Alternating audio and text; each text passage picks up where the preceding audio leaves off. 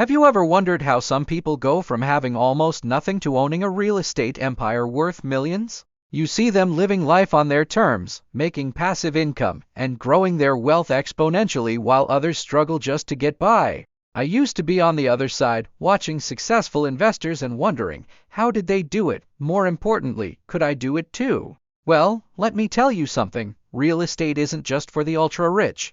And you don't need to be born into money to build a multi-million-dollar portfolio. I started with no connections, no insider knowledge, and certainly no big inheritance. But over time, I cracked the code, made some smart moves, and turned my first small investment into a portfolio that changed my life. Today, I'll break down exactly how I did it step by step.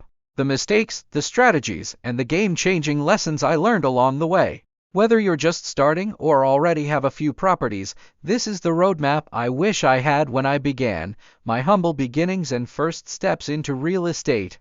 I wasn't always a real estate investor. In fact, I had a regular job, living paycheck to paycheck, just like many people. I knew I wanted financial freedom, but I had no idea where to start.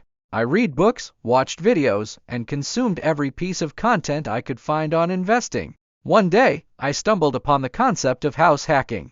The idea was simple: buy a property, live in one part of it, and rent out the other units to cover your mortgage. It sounded too good to be true, but I figured it was my best shot at getting into the game without much money. I saved aggressively for a down payment, cut unnecessary expenses, and finally bought a small duplex. I lived in one unit and rented out the other. Within months, my tenants were essentially paying my mortgage. That's when it clicked. Real estate could be my path to financial independence, scaling up, the power of leverage, and smart financing. Once I saw that real estate worked, I wanted to expand. But there was one problem: I didn't have a ton of cash to buy more properties outright.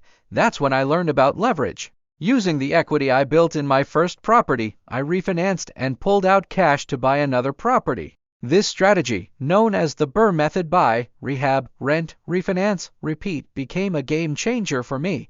Here's how it worked. I found undervalued properties that needed some work.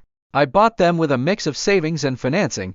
I renovated them to increase their value. I rented them out for consistent cash flow. I refinanced to pull out equity and used that money to buy my next property, building a network and finding off-market deals. One of the biggest shifts in my journey happened when I stopped relying solely on publicly listed properties.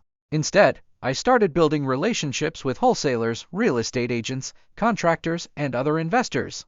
Diversifying my portfolio, single-family, multifamily, and commercial properties. As my portfolio grew, I realized I didn't want to rely on just one type of property. I started with small residential properties, but soon I expanded into multifamily units and even commercial real estate. Each type of property had its own pros and cons. Single-family homes were easier to manage and sell, but they didn't generate as much cash flow. Multifamily units provided better returns and minimized risk. If one unit was vacant, the others still produced income. Commercial properties had the potential for even higher profits but required more experience and higher upfront investments. By diversifying, I created multiple income streams and reduced my risk. I also learned the importance of location, market trends, and economic cycles, overcoming challenges, market crashes, bad tenants, and unexpected expenses. Real estate isn't always smooth sailing. I faced plenty of challenges along the way. I bought a property right before a market downturn and saw its value drop overnight. I dealt with nightmare tenants who stopped paying rent and trashed my units. I underestimated renovation costs and ended up spending way more than planned, but each setback taught me something valuable. I learned how to conduct better tenant screenings, how to plan for unexpected expenses, and how to analyze market trends to avoid bad timing. Most importantly, I realized that real estate is a long game. Short-term fluctuations don't matter as much as long-term growth. The mindset shift: thinking like an investor, not just a buyer. One of the biggest lessons I learned was to stop thinking like a home buyer and start thinking like an investor. A home buyer looks for emotions, curb appeal, fancy kitchens, dream neighborhoods. An investor looks for numbers. What's the cash flow? What's the ROI? Can I increase the property's value?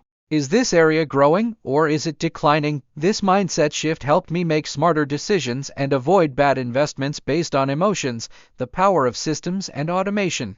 As my portfolio grew, managing everything myself became impossible. That's when I learned to build systems. I hired property managers, automated rent collection, and outsourced repairs and maintenance. I used software to track finances, analyze deals, and streamline operations. This allowed me to scale without being overwhelmed. Instead of spending hours dealing with small issues, I focused on growth, financial freedom, and what comes next. Today, my real estate portfolio generates enough passive income to cover all my living expenses and more. I no longer trade time for money, and I have the freedom to travel, spend time with family, and work on passion projects. But this isn't the end. Real estate isn't just about money, it's about building legacy wealth. I want to continue growing, mentoring new investors, and helping others achieve financial freedom.